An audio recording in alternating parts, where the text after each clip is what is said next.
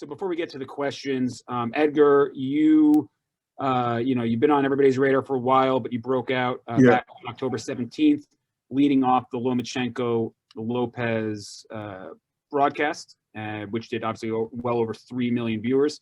So can you talk about how things have changed for you since that night of October 17th and how excited you are to open the show once again on linear ESPN?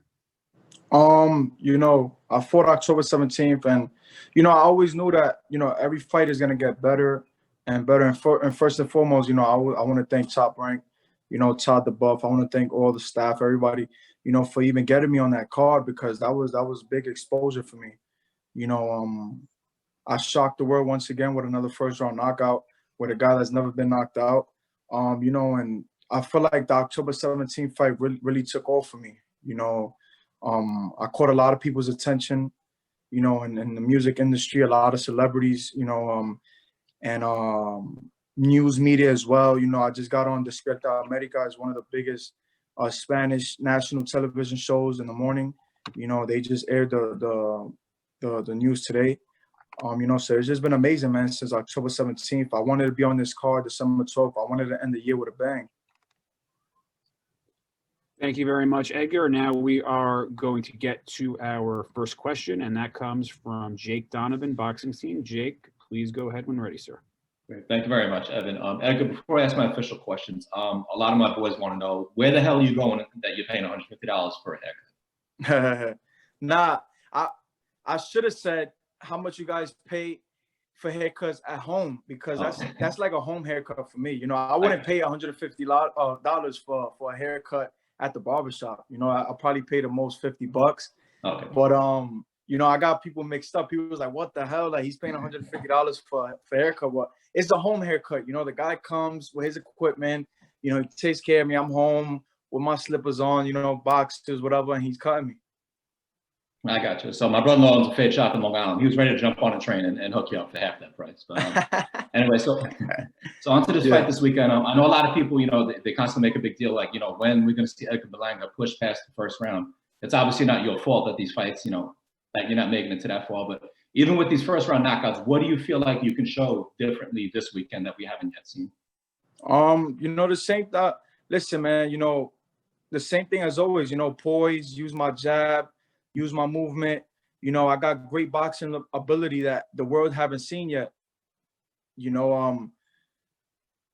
Only the people that's behind closed doors, that's behind the scenes with me, that's in the gym with me every day, they know what I have. And the world haven't seen that. They've only seen the first round. So, I'm just looking to showcase my skill once again, man, and shock the world. Hey, if I go into the second round, okay, I'm gonna continue to do what I do best. And I'm going for the win, man. I'm aiming to look spectacular Saturday night. Like I said, shock the world. Yeah, very cool. And then I wanted to ask, I know you're not looking past this weekend, but Canelo Alvarez, he's ready to plant his flag in the 168-pound division. That means a lot of the guys are probably going to be waiting in line to get a shot at him. What do you believe you can do, like, I'd say even within the next 12 months, to become like that second winning guy in this division? And then Todd, I'm going to just continue to do what I'm doing. Puerto Rico haven't seen nothing like it before. Trinidad even told me, there's been a lot of great fighters coming out of Puerto Rico, but there haven't been a guy that's 168, that's 6'2", Puerto Rican from New York, that could box, that could punch, that has all the attributes to become a star in the sport. I have different varieties of a fan base. I have the Black American people. I have my Puerto Rican people from Puerto Rico. I have the guys out here from New York. And it's just a big thing, man. I'm not looking just to target my island, because eventually I'm gonna gain the island. I'm looking to target the whole world, man. I want to go down the block and go to a bakery, and I walk into a bakery, and the people that work at the bakery knows who I am, right. And that's my goal. Very cool. So Todd, you thinking big picture all the time. How do you get Edgar to that position, especially since he's blown through guys in 2 minutes or less every time out? I think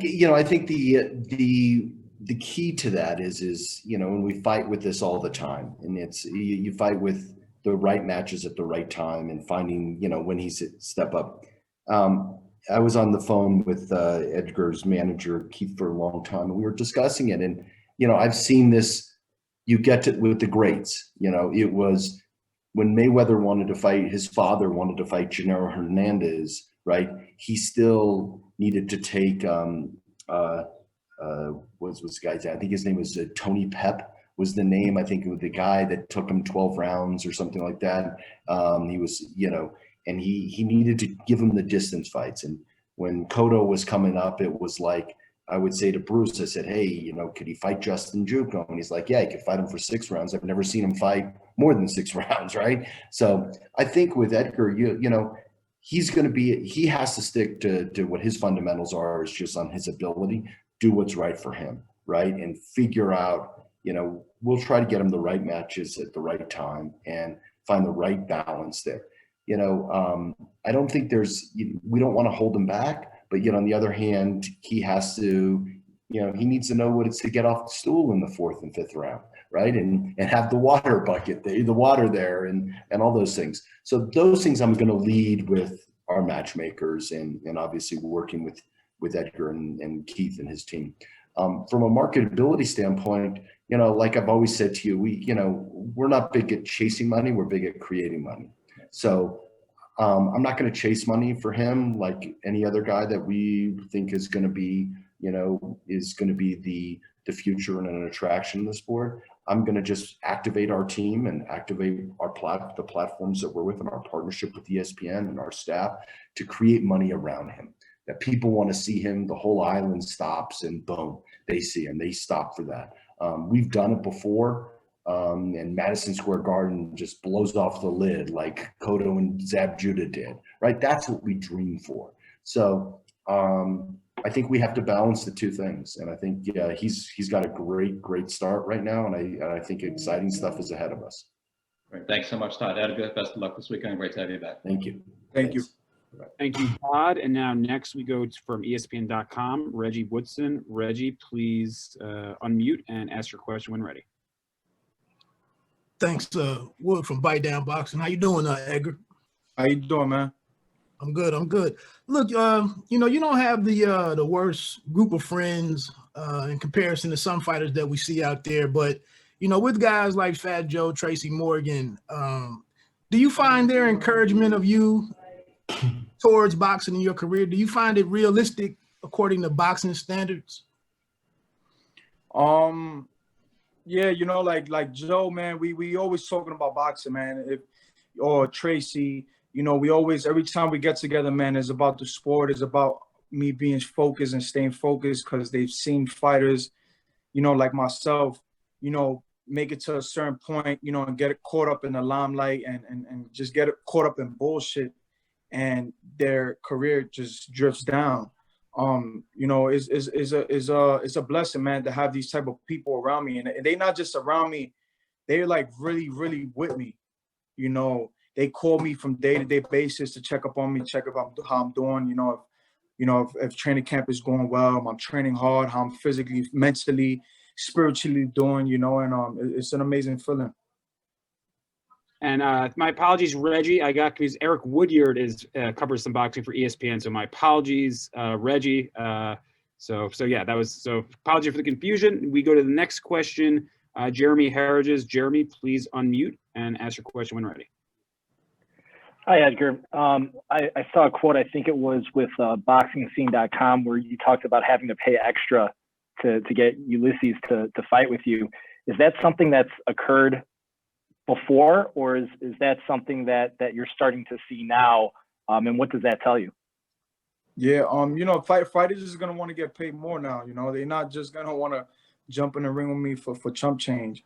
You know, it happens to the best, man. You know, just like now, like I said, you know, now I'm starting camp. Well, I ended camp now, and for this next camp, you know, we're gonna be looking into flying a couple fighters out, man, because, you know, and starting to have to pay people, because now fighters is not just gonna jump in there with me to take punishment.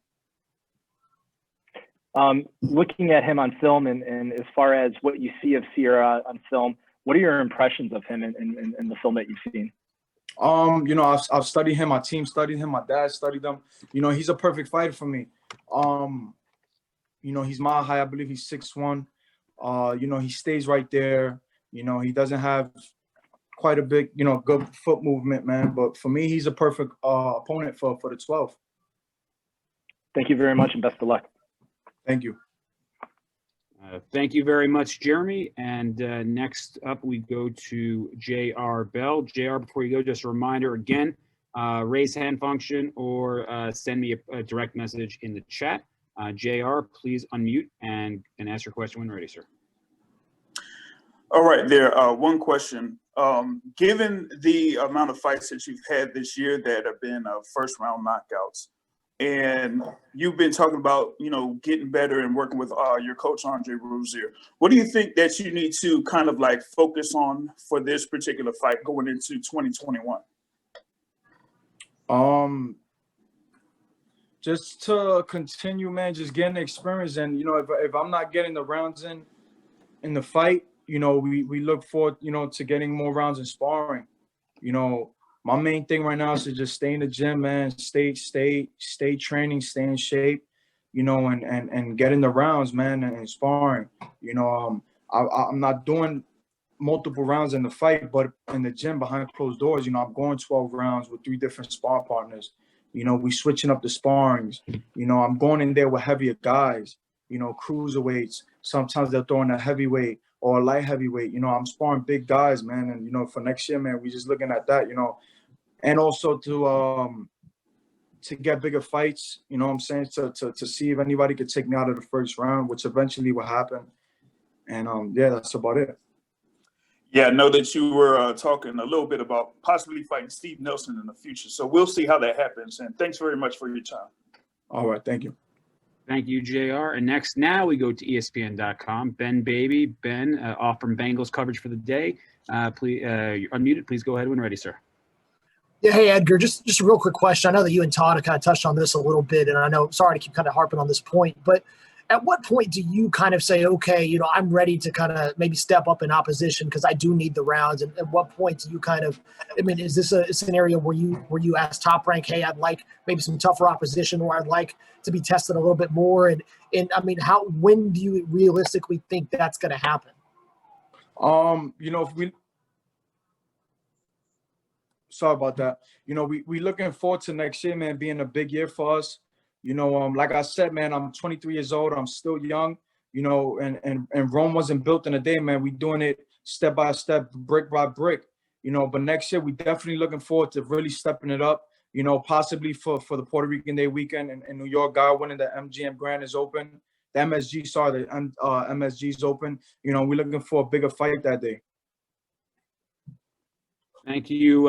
Thank you very much, Ben. And we're going to go next. Juan Navarez. Let me see if I can find that. Nope, cannot find that. Hold on 1 second, guys. 1 second, Edgar.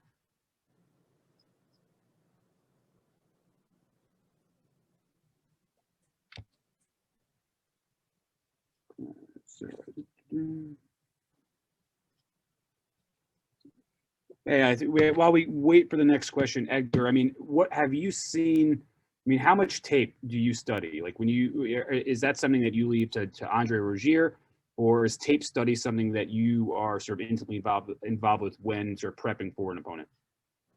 Oh yeah, just like, you know, it's different times I watch tape. Sometimes I watch tape on different fighters, you know, just to pick up on certain things so I can add to my arsenal. You know, that's another thing I do. But also, like, for the opponent, man, you know, I don't like to just dwell on the tape, you know. So, you know, I watch a couple tapes, maybe 2 fights, and then I leave the rest to Andre and my dad, you know, and they study that guy. They make sure and they find the right game plan for us to utilize that night. All right. And now we go to Ricardo Torres. Ricardo, I'm about to unmute you. Ricardo, please unmute and go ahead when ready. Yeah, thank you. Edgar, saludo. Hey, saludo. Hola.